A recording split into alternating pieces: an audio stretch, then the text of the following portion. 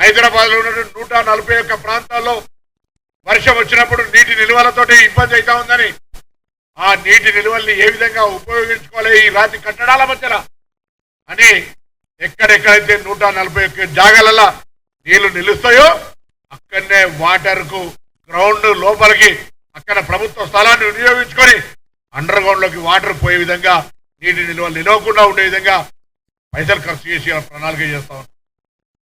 Metro water works ఇంత పెద్ద సమస్య వచ్చినా మెట్రో వాటర్ వర్క్స్ కూడా మీరు ₹1 ఇయ్యలే. ఇంత పెద్ద హైదరాబాద్ లో శానిటేషన్ సిల్ట్ ఇతరత్ర కార్యక్రమాలు ఉంటాయి, డ్రైనేజ్ ఇంప్రూవ్మెంట్ ఉంటుంది, ఎక్స్పాన్షన్ అయింది సిటీ, అనేకమైనటువంటి గృహ అవసరాలు పెరిగినాయి. అయినా మీరు సంబంధించినటువంటి అంశం ఇయ్యలే. ఇలా మాట్లాడుతూ ఉన్నారు.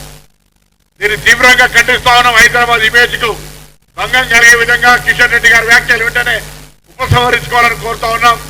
హైదరాబాద్ అభివృద్ధికి మీకు చేతనైతే సహాయం చేయండి. కేంద్ర మంత్రిగా మీ బాధ్యత నిర్వహించండి. హైదరాబాద్ కేంద్రం నుంచి పార్లమెంట్ సభ్యుడిగా ఈ ప్రాంత అభివృద్ధికి సహకరించండి. రాష్ట్ర ప్రభుత్వం నుంచి గౌరవ ముఖ్యమంత్రి గారు కావచ్చు, ఇక్కడ ఉన్నటువంటి రాజకీయాలకు అతీతంగా ఇన్ఛార్జ్ మంత్రిగా మీ దగ్గరకు వచ్చి ఇక్కడ సమస్యలు చెప్పడానికి సిద్ధంగా ఉన్నామనేటువంటి మాట చెప్తా ఉన్నాం. మీరేం చేయరు.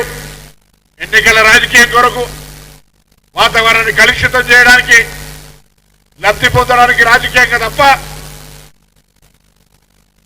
ఇక్కడ పెద్ద గాంధీ హాస్పిటల్ ఉంది, రండి హాస్పిటల్ మళ్ళీ జరిగిన విధంగా ఇంకా ప్రజలకు సేవ చేసే విధంగా.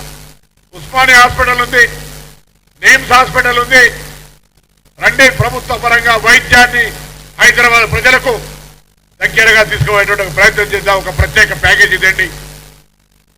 హైదరాబాద్ ఆహ్లాదకరంగా ఉండాలి. పార్కుల అభివృద్ధికి సంబంధించి, ఎంటర్టైన్మెంట్ కి సంబంధించి రండి ఒక ప్రత్యేక ప్యాకేజీలు తీసుకురండి. హైదరాబాద్ ఐటీ రంగంలో అభివృద్ధి చెందుతా ఉంది. పెరుగుతున్నటువంటి అవసరాలు, రవాణా సౌకర్యానికి అనుగుణంగా ఇన్ఫ్రాస్ట్రక్చర్ క్రియేట్ చేసుకోవడానికి ప్రత్యేక నిధులు ఇవ్వండి. హైదరాబాద్ మీద శ్రద్ధ ఉంటే అవేం చేయకుండా ఊరికేనే మాట్లాడితే ఎవరు చూస్తూ ఊరుకోరు. నేను అడుగుతాను మళ్ళొక్కసారి, కేంద్రము 10 సంవత్సరాలుగా కాంగ్రెస్ పార్టీ ప్రశ్నిస్తూ ఉంది. ఇలా భారతీయ జనతా పార్టీ ప్రతినిధిగా మీరు ఇక్కడ ఉన్నటువంటి పరిస్థితుల్లో 10 సంవత్సరాలుగా తెలంగాణకు, అందులో హైదరాబాద్ కు మీరు ఏం తెచ్చిరో చెప్పండి. కాంగ్రెస్ పార్టీ ప్రశ్నిస్తూ ఉంది కిషన్ రెడ్డి గారిని. హైదరాబాద్ అభివృద్ధికి స్థానిక పార్లమెంట్ సభ్యుడిగా, మంత్రిగా హైదరాబాద్ అభివృద్ధి చేయడానికి అవకాశం వచ్చినటువంటి శాఖను గత 5 సంవత్సరాలు నిర్వహించినటువంటి మీరు ఏం చేసినారో చెప్పండి. ఉపాధి అవకాశాలను మెరుగుపరిచే స్కిల్ డెవలప్మెంట్కి ఏమైనా స్కీమ్ తెచ్చిండ్రా?